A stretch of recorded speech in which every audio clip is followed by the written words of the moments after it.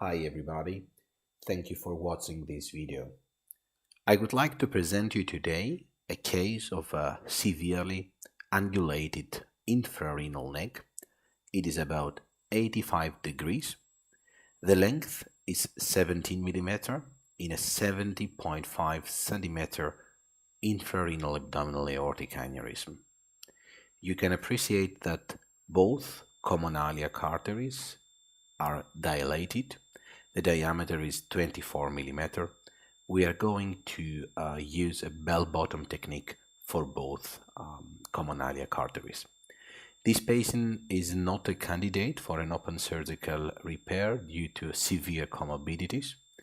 Thus, this was the only option to treat him endovascularly. He has also a BMI of 39, so he's an obese patient.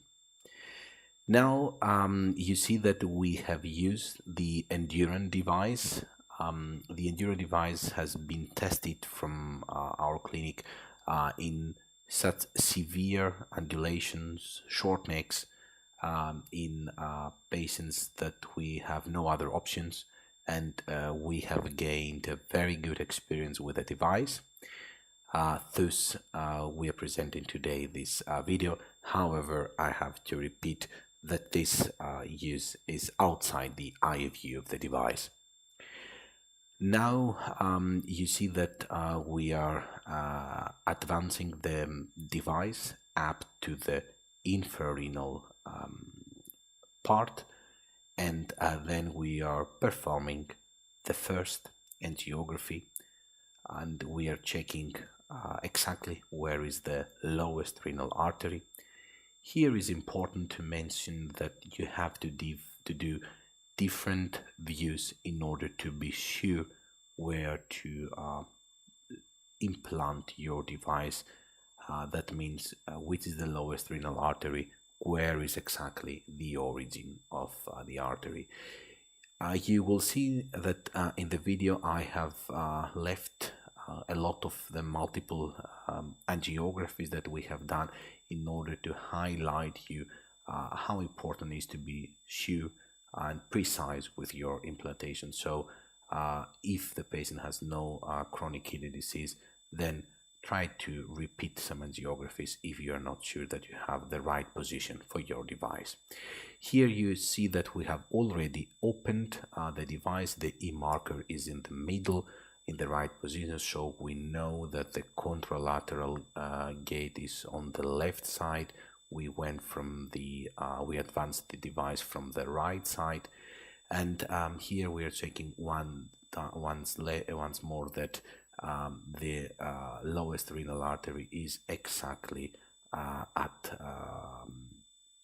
the right position in order to implant then the device accordingly. So here you see that the device is now at the right position, and we are going to start with the further deployment. This is the final angiography to see also that everything is fine with the right artery. Don't forget that the first proximal stent of the Endurance device after the beginning of the coverage is 1 centimeter, and its stent is also 1 centimeter. So we'll try to have 2 stents into the wall with whose length is about 70 millimeter. We have already removed the pigtail, and now we are opening the top cap, but you have to notice that we have not opened the contralateral limb. This is the technical tip. So by this way now we have the pins of the top cap into the arterial wall. So it is now safe and fixed, the device.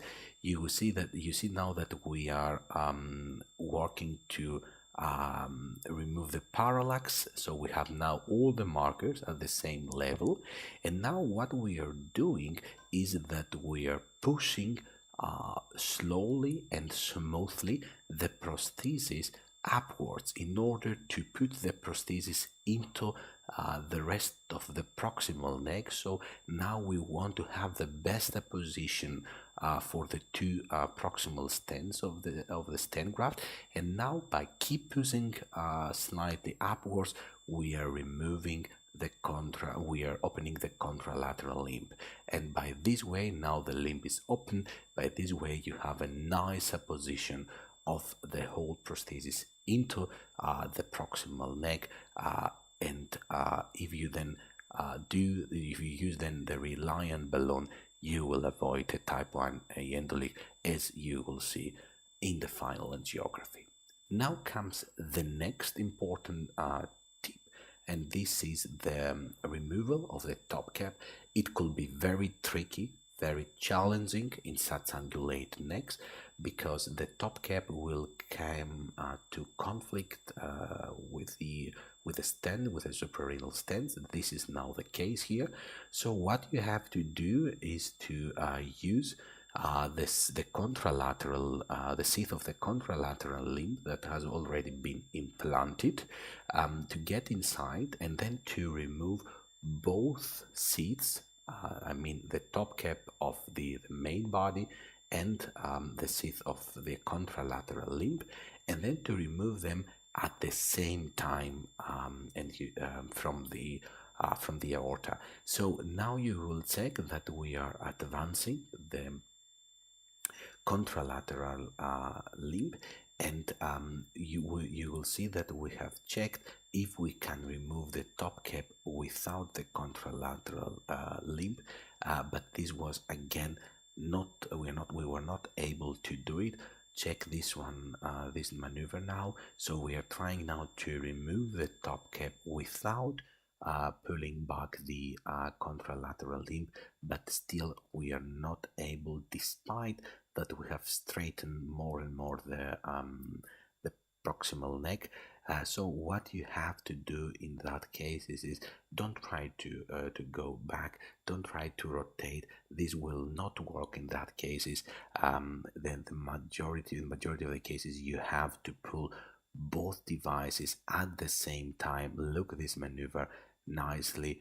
So in that cases this can work, and then you can have nicely the top cap again outside the body without any problem with the proximal neck.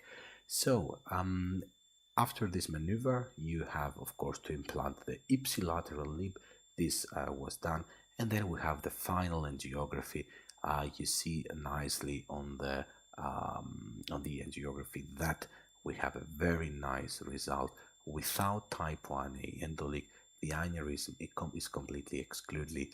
And as I said at the beginning of the video, we have used a bell-bottom technique for both common iliac arteries. On the right side of the video, you can see in magnification how nicely the prosthesis was inside the proximal neck with two stents alongside the neck. These were the two tricks. Please use the comment function to comment on this, to share your experience with angulated necks, or to suggest other tricks for those challenging cases. Thank you for watching me. Bye.